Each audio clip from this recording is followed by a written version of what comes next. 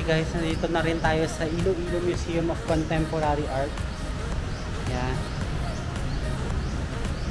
So time to explore na this museum. So dito yung entrance. Ito po. Saan po yung bayad ng entrance? Ito. Hi, good morning po. Ano po isa? Isang ticket lang? Regular, sir. Regular. 150. Gagamitin pa rin 100. Ito na po yung ticket. Sir, pag-ilag lang po, sir. Sige. Hi, thank you. Hindi sa second floor, but third floor naman, sir. No video, no flash lang kita, sir. Pero pwede ka take picture. picture lang. Yes, sir. Using Saan po mobile pwede phone. mag-video? Dito lang sa ground. Dito lang sa ground floor pwede. Sige po. Wait lang. Anong oras na to? 10... 10:25. 10:20. Hindi not allowed, sir, sa background. Ano po? Not allowed sa second floor. Sige po. Picture lang ako dun. Okay, sir. Thank you. Ito na guys, yung ticket natin. So dito lang daw sa ground floor pwede mag-video. Yan ang hulot. Ayan.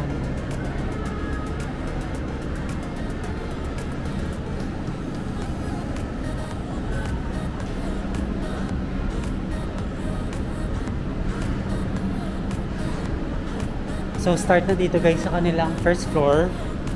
And narinig nyo naman si ate kanina, bawal daw mag-video dun sa second tsaka sa third. Yan.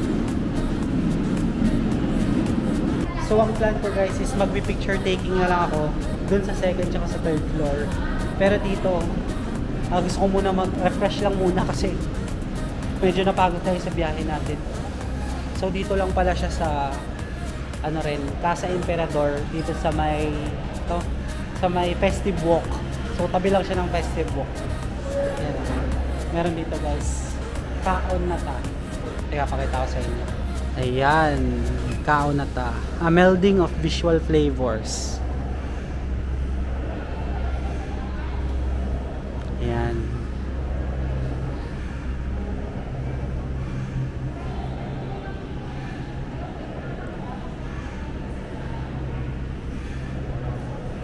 So ito yung kanilang mission and vision guys. Yan, tapos dito yung paakyat ng second tsaka third floor.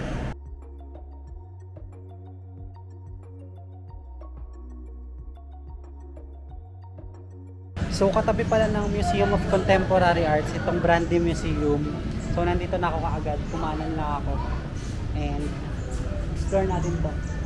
So si Brandy Museum ata wala namang entrance fee pero halos lahat mga alak din yung mga nandito sa museum na to. Baka kaya siguro brandy kasi mga brand ng alak.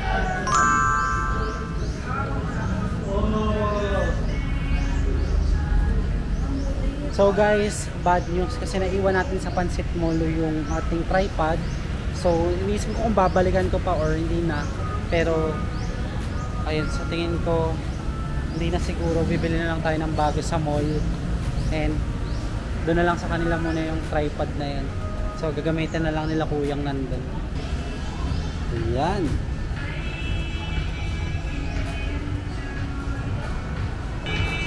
Sir, maglalag po dyan. So pagkapasok nyo dito ng Brandy Museum, bubungat sa inyo si DJ.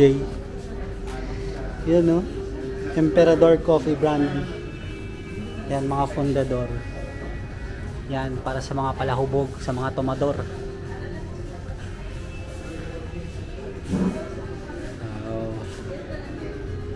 Ano to, gawaan? Parang gawaan ng alak.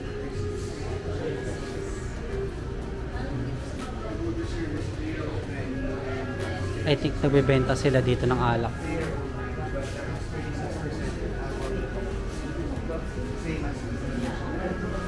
Oh, nakapunta na pala dito si DJ.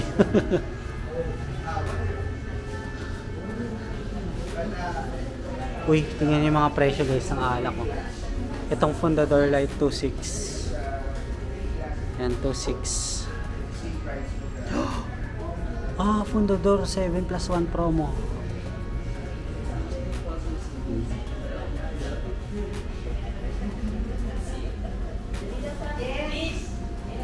Ay, grabe oh. Daming alak. Wow. Tapos malalaking pundador. Wow, daming napunta dito guys. Tapos may cafe sila. Wow, MP brewed oh. Coffee brandy with espresso shot americano. Gising na gising kayo dito guys. Tapos may iced coffee. Iced coffee. Seryoso ba? MP coffee mocha, macchiato, frap. Tapos ito yung mga breads nila.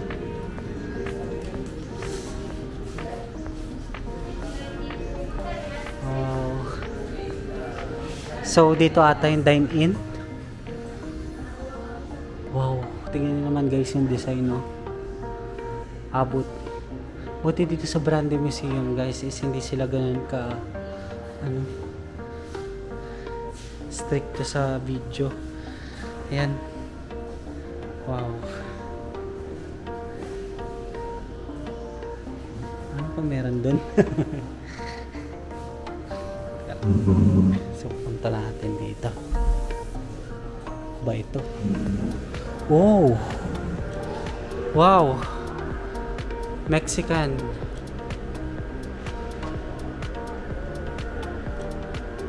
Wow!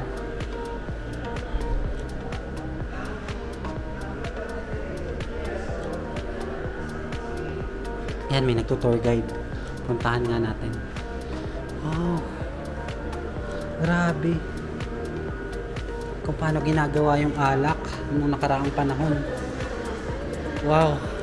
Ito yung mga different brands. Now I know kung bakit siya tinawag na Brandy Museum. Brandy ng mga alak. Wow! Grapes. Ooh. 2015 fundador.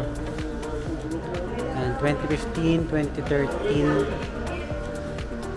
Balik tayo sa past. 1979.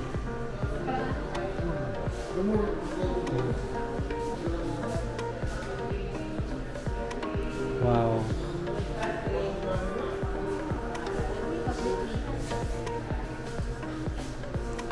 Six Heroes of Brandy.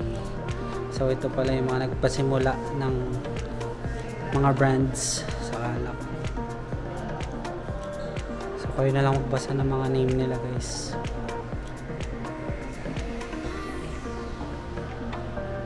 Ano ito? Zona de Producción del Xeres Sherry. Not really sure sa map. Pero pagawaan nata siya ng alak.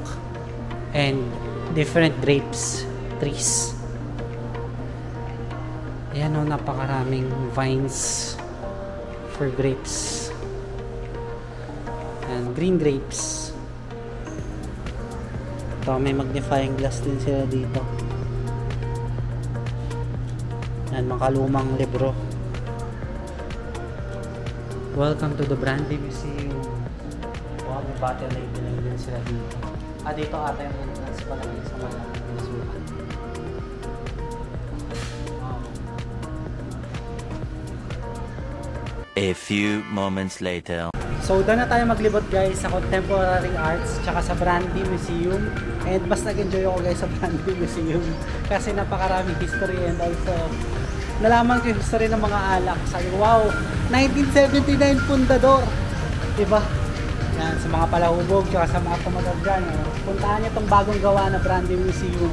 And super lamig din sa loob guys. Talagang may enjoy nyo yung makikita nyo sa loob ng mga alak and kung paano sila ginawa. As in, pati may mga lugar pa kung saan ginawa yung alak na yun. Napapaw talaga ako. For sure, nakita nyo naman sa vlog ko. So guys, ang agenda natin is mag-check out na tayo sa ating hotel. And lilipat tayo. Or hindi ko alam kung anong mangyayari sa akin, pero hindi ko muna i-vlog yung mangyayari sa akin mag-check out ko sa hotel. So, update ko na lang kayo. Kung saan tayo pwede mag-stay muna. Kasi 2 PM pa yung check-in time ng ating next na accommodation. So, mamimiss ko guys yung ating accommodation. So, I think ikakat ko muna to. Tapos, pupunta na tayo or mag-grab na tayo papunta dun sa ating accommodation para i-charge lang sa gilid itong camera, and also magpe-prepare na rin para umalis na rin dun sa accommodation na yan. So guys, kung nag-enjoy kayo sa ating Iloilo Museum vlog na ito, don't forget to follow me on my Facebook page and Instagram at Lost Furukawa. And if you want to do business or sponsorship with me, you can email me at lostfurukawa19@gmail.com. Guys, don't forget to hit like, subscribe, and notification bell kung sakaling nag-enjoy kayo sa Iloilo vlogs na ito. Maraming salamat po sa pagsama sa Iloilo vlogs na ito and sa panonood. See you again in another Iloilo vlog. Bye!